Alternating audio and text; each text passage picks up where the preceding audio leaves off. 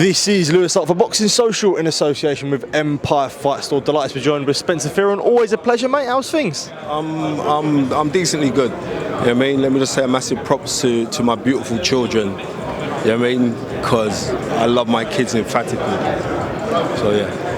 Good to hear, good to hear. We're obviously here for the Joyce Chisora weigh-in. They've all weighed in now ahead of tomorrow night. I'm looking forward to, like, I guess you could say a proper British domestic heavyweight clash between sort of two guys that are well known within the public. You know what? I'll tell you why it's a decent fight, yeah? Because you know exactly what you're going to get, right? So you're going to get carnage.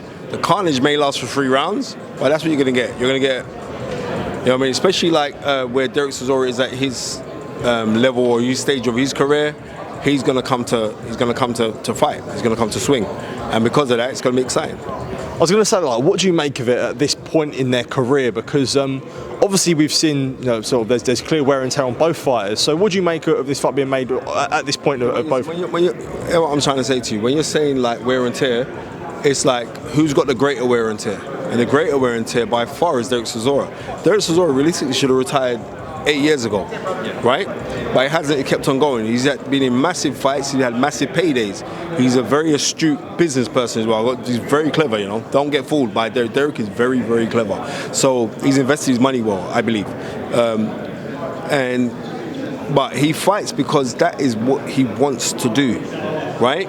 And until it's profoundly beaten out of him, he'll keep on wanting to fight, right? It's very smart matchmaking simply because we don't know what Joe Joyce has got after being knocked out by Zhang twice, and Joe's last performance wasn't really that impressive, right? Let's call it as it is. So, but these two together, it will make for a good fight. When it comes to that precedent of you saying he may need it beaten out of him, is that dangerous then for him to still be fighting? Well, it's not a case like I'm saying it's dangerous for him to fight. It's like, if anybody knows Derek Chisora, you like him because Derek is what he is. Like what's written on the can, all the ingredients, that is exactly who Derek Chisora is. I wouldn't want to see Derek Chisora get hurt, but I'm going to be real with you. I want Derek to win the fight. Even though I like Joe Joyce a lot, I like him a lot. I was even featured in his documentary, but I'm just going to be real. I've known Derek since Derek's been 15 years old. He was annoying then.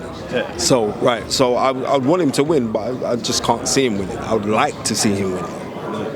And where you say obviously Chisora has got more of the wear and tear, do you still think that there is a path for Joe Joyce to compete at world level? 100%. Because you got to look right now, who else is there? Right? And all it is a couple good wins, and then Joe Joyce is right back in the driving seat again. Right? But it's a thing like this. It's like, I don't know where Joe Joyce's desire is. Right, but if his desire is there, then Joe Joyce is a problem. Yeah, I mean, as Tundi used to call him Jollof Joe. He's real like that. Joe can fight. But you mean, but not only that, can he fight? The thing with Joe, he was a person that was reliant on his toughness. And I was telling everybody, if water can erode rock, right, which it does, you being staying in trajectory range to get hit with heavy shots, it's going to take its toll on you, and that's what's happened to him, you know. Just moving on, Canelo Alvarez's next opponent has been announced, Edgar Berlanga. Yeah, I think it was obviously a choice of Berlanga and Eubank Jr. What are your thoughts on, I guess, the Berlanga fight? I have no real interest in that fight, to be honest with you. You know what I mean? You know who we wanted to see Canelo in with, and it's not happened, right? So therefore, you know what I mean? I'm just going to be real with you. And not only that, but it's going to be a difficult sell because they're actually going up against the UFC on the same day. And the UFC is doing it in that new mega Vegas dome kind of place. So I think they're going to come a cropper. It's only going to be the hardcore Canelo fans who are going to say, no, but let's be real. That's not who we wanted to see Canelo in with. You know what I mean? I'd have far preferred that Canelo was going to took up the challenge of Terence Crawford to say, like, let's go take that fight. But it's not happened. But it is what it is. And when you look now, obviously Eubank Jr., it was clear that he could have been fighting Shiraz at the Wembley card, not fighting Canelo now. Is there concerns where you look at the direction of his career now? No, well, for Eubank. For Eubank's career, yeah. If there's no Shiraz and Canelo. You're saying this, right? You're saying that Chris Eubank is still a massive draw, right? He's a massive draw. His name is not only for the good work that he's done, but also when you look at the lineage of what his old man's done. So he's coming from that good stock. So no, now that he's back on Sky, I think that's a very, very clever move, him going with Boxer, because Boxer is a very accessible channel, Sky, what Boxer are doing with Ben Shalom and his team. So I think that's a smart move by you know what I mean? I think that's very, very smart on his behalf. You mentioned Terence Crawford there, fighting Israel Madrimov this time next week, ahead of a stat card in US boxing history. Obviously, fights such as Martin Bakole and Jared Anderson, which is taking the pick from a lot of guys. But excited for next Saturday?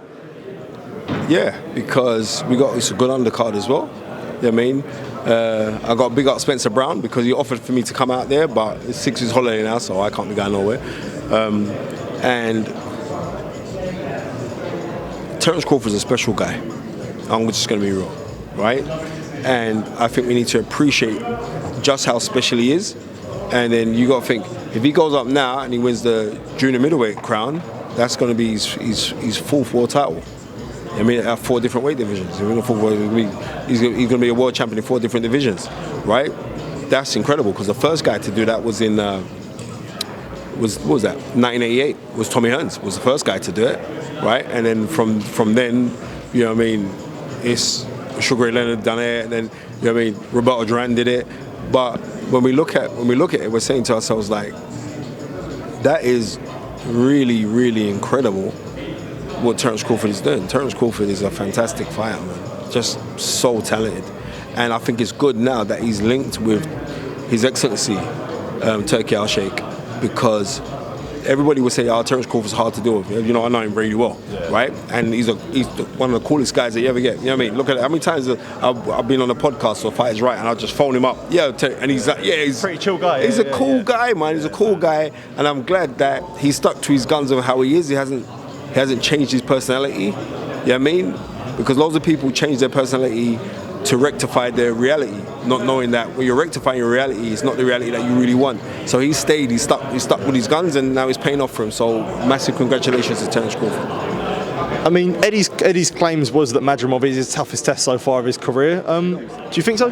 Madrimov's a good fighter. He's a very good fighter, but don't be silly. You know what I mean? Let's just go there. You know what I mean? He's not. You know what I mean? And if he is, we're going to see just how good Terence Crawford is, because we saw what Terence Crawford did to Errol Spence. And look at Errol Spence's resume, right? I just want people to realize Madrimov hasn't got that.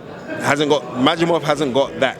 He's a good fighter though, he's strong, right? And he's technically sound.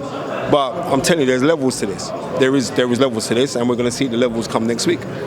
Definitely. Spencer, as always, a pleasure speaking to you. Appreciate it, mate. Thank you. I really enjoy Boxing Social, and may I say a massive big up to the Al Medina 313 charity. You've seen all the work that I've done. I've been able to fly around the world. I've helped, we have helped so many people within the community, from London to Bristol, to Doncaster, to Banbury.